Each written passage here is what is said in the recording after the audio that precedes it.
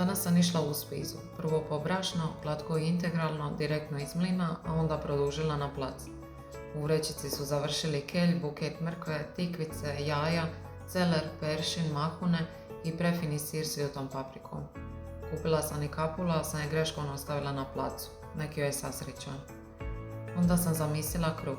Zagrijala sam 150 ml mlijeka, 200 ml vode i 40 g maslaca. U zdjelu sam stavila 450 g brašna, kombinaciju integralnog i glatkog i po žličicu soli, šećera i kvasca.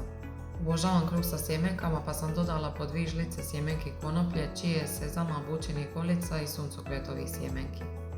Uposlila sam mikser da odradi posao, prekrila tijesto krpom i ostavila da se diže. Za to vrijeme pripremam tartu od šparoga i pancete. Pancetu sam narizala, a šparoge oprala i izlomila, pa sve zajedno kratko prodinstala.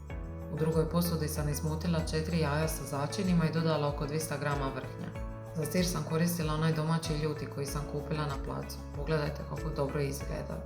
U smjesu sam ubacila i 4 žlice brašna, dodala sir i sve dobro izmiješala. Kalup sam primazala mašću, složila pancetu i šparoge, pa prelila mješavinom jaja i vrhnja. Peče se na 200 stupnjeva oko 40 minuta. U međuvremenu sam pripremila zobenu kašu za sutrašnji doručak. Stavila sam zobene pahuljice, čija sjemenke, kokos, kakao, maslac od badema, med i mlijeko.